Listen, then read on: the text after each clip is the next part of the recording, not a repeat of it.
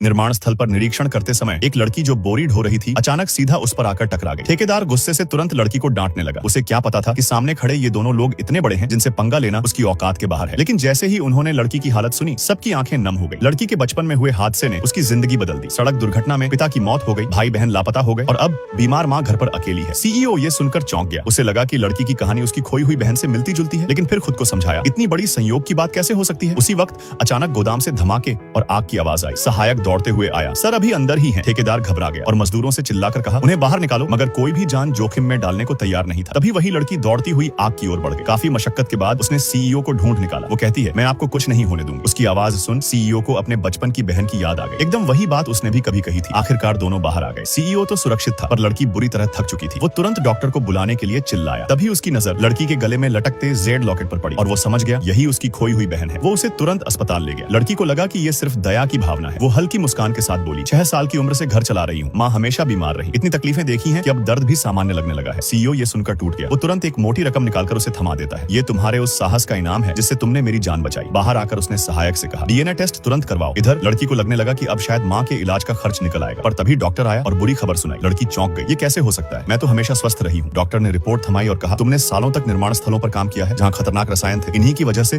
तुम्हें फेफड़ों का कैंसर हो गया है। लड़की के पैरों तले जमीन खिसक गई। वो डर गई, अगर मैं मर गई तो माँ का क्या होगा? रिपोर्ट की काली स्याही में जैसे उसकी पूरी दुनिया खत्म होती दिखी और उसी पल उसने खून की उल्टी कर दी। पर तभी एक उम्मीद की किरण आई। सीईओ ने ऐलान किया कि वो यशवंत नगर को एक पर्यटन स्थल में बदलेगा और हर परिवार को 80 लाख रुपए मिलेंगे। अब माँ के इलाज का रास्ता साफ हो गया था और लड़की को लगा अब वो सुकून से जा सकती है। मगर जैसे ही वो मंच पर पैसे लेने पहुंची, उसका मामा आ गया। उसने पैसे पर दावा ठोका और लड़की को झूठा बता दिया। वो बोला, अगर तुमने उसे ये पैसे दे दिए तो मेरी बहन की जिंदगी उसकी नजरों में खत्म हो जाएगी। वो 2 दिन में उसे मरने के लिए छोड़ देगी। लड़की जवाब देती है, ईशान मामा, खून के रिश्ते की वजह से आपको ये संबोधन देती हूँ। 20 साल पहले आपने हमारी संपत्ति हड़प ली, बीमार माँ को मरने के लिए छोड़ दिया। जब माँ पागल हो गई तब भी एक बार हाल तक नहीं पूछा और आज 20 साल बाद फिर से आए हो सिर्फ पैसों के लिए।